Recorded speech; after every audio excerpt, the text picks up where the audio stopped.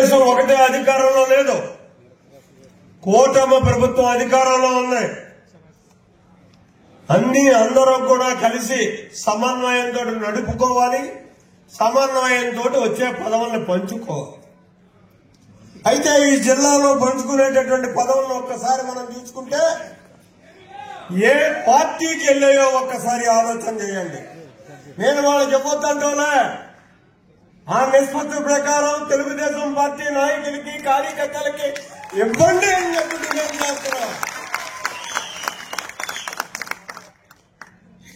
ఇవాళ secondary cadre ఉన్నారు, లక్షల ఖర్చు పెట్టుకుని నాశనం అయిపోయినటువంటి పరిస్థితులు ఉన్నారు.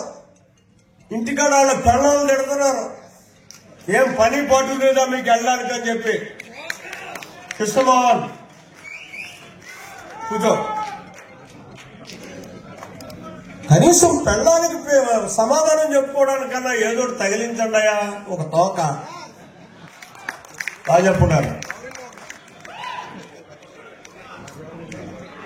ఖచ్చితంగా ఏదైతే ఒక నిర్దిష్టమైనటువంటి నిర్ణయం తీసుకున్నదో మన పార్టీ, జనసేన, బీజేపీ,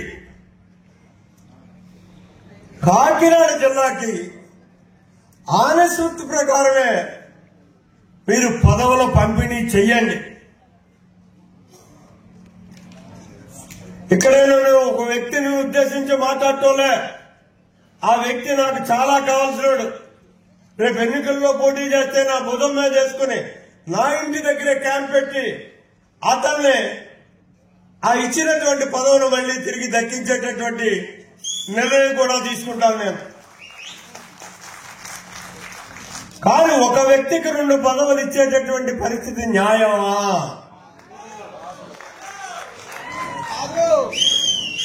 మెజారిటీ ఉన్నటువంటి తెలుగుదేశం పార్టీ యొక్క పరిస్థితి ఏంటి? ఎవరికి ఇస్తారు? తెలుగుదేశం పార్టీకి అన్నది కాదు క్వశ్చన్ ఇక్కడ. తెలుగుదేశం నాయకుడికి ఇవ్వండి. ఎందుకో అక్కడ ఉన్నటువంటి పదవులు వదిలి ఇక్కడికి ఇంకొక పదవి కోసం ఇవ్వాల్సినటువంటి పరిస్థితులు వచ్చాయి. ఒకసారి ఆలోచన చేయండి. ఈ నిర్ణయాల వల్ల తెలుగుదేశం పార్టీ నిర్వీర్యం అయిపోతుంది. ఇది కరెక్ట్ కాదు. రాజకీయాల్లో కూటములు ఉంటాయి, కలిసి పనిచేసేటటువంటి విధానం ఉంటుంది, ఎన్నాళ్ళు ఉంటుంది. ఎన్నిసార్లు ఎన్ని కూటములు ఏర్పడలేదు తెలుగుదేశం ఏర్పడ్డ తర్వాత. ఎన్ని రాజకీయ పార్టీలతో మనం పొత్తు పెట్టుకోలేదు,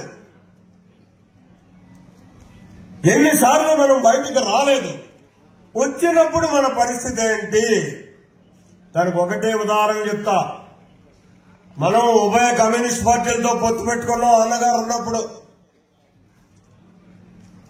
ఉభయ కమ్యూనిస్ట్ పార్టీలతో పొత్తు పెట్టుకుని ఆ రోజు మనం రాజకీయం చేశాం తెలుగుగా.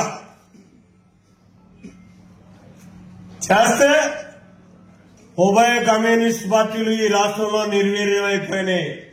కేవలం మనతో పొత్తు పెట్టుకున్నటువంటి కారణంగానే.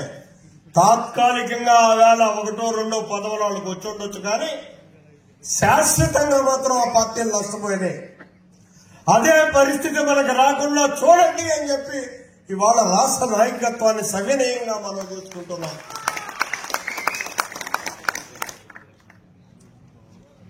తదుపరి మనం కూడా వచ్చినటువంటి అవకాశాలను అందిపుచ్చుకోవాలి. ఇవాళ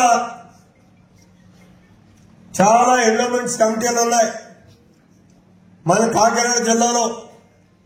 ప్రధానంగా అన్నవరం ఉంది. దానికి నోటిఫికేషన్ అవసరం లే. సమర్థంతో లేనటువంటి వాళ్ళని ఎన్నిక చేసి మనం పంపగలిగితే ఆ పదవులు మనకు వచ్చేటటువంటి పరిస్థితులు ఉంటాయి. నిష్పత్తి ప్రకారం మనకు వస్తే అందులో ఒక 6గురునో 7గురునో సంతృప్తి పరిచే వాళ్ళం అవుతాం 5-6 నియోజకవర్గాల్లో. దాని మీద ఇవాళకి చర్యలు ఏం తీసుకున్నారో తెలియదు. అటువంటి కమిటీలు కూడా ఇంకా వేరే వేరే కమిటీలు